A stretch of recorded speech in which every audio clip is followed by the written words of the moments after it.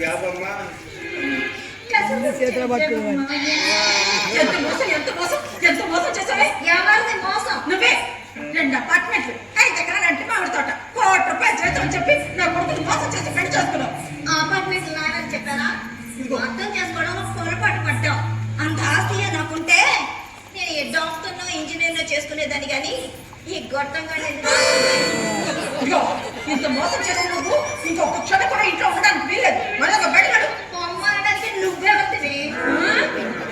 నేను ఇంటి అంతటికి ఓనర్నే.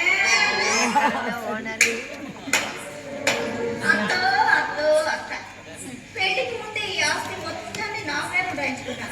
ఇప్పుడు ఇంటికి ఎదుగుని నేను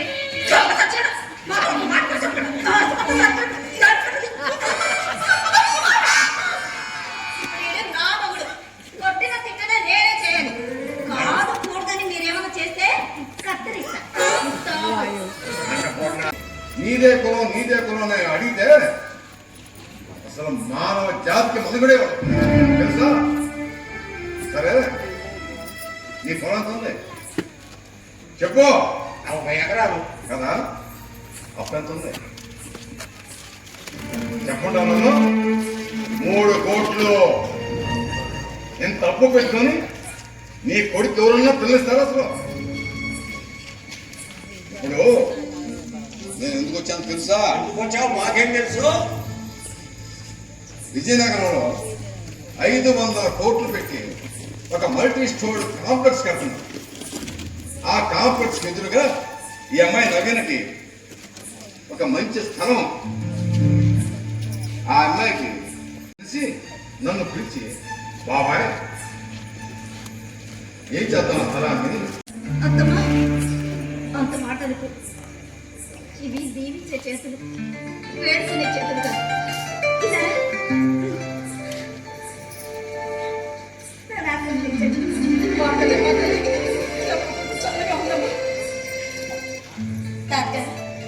మీరు పెద్దవారు, మిమ్మల్ని కూడా చాలా బాధ పెట్టాను.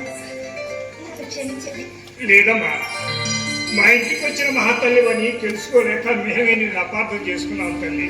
10 కాలాల పాటు చల్లగా ఉన్నాను. అన్నదాత శ్రమ ఆయుధం అయితే విజయ దేశానికి దాసము అంటుంది. అందుకే నా బిడ్డను ఒక అన్నదాతగా తీర్చిదిద్దుతాను. అన్నదాత జిందాబాద్! అన్నదాత ప్రేమ ఉండాల్సింది పేర్లో కాదు సారు, ఇక్కడ మనలో మనసులో ఉండాలి. ఇక్కడ అందరూ పక్క పక్కనే ఉంటారు. ఎవరికి వాళ్ళు వేరు వేరు. ఊరు ఎప్పుడు వస్తారో తెలీదు, ఎప్పుడు పోతారో తెలీదు. అదేమంటే కలిసిరా ఎవరో కలుస్తారు కాదు.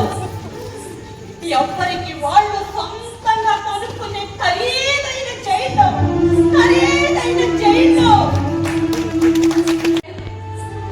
ఇక్కడ మనిషత్వమే కానీ మానవత్వమే లేదురా. నేను ఆయన కూడా ఆ పల్లెటూరి వయలో పుట్టి పెరిగిన వాడమే. మా పిల్లల చదువుల కోసం, వాళ్ళ భవిష్యత్తు కోసం అని ఈ సిటీకి వచ్చి ఈ ఖరీదైన జైల్లో బందీనమైపోయావురా.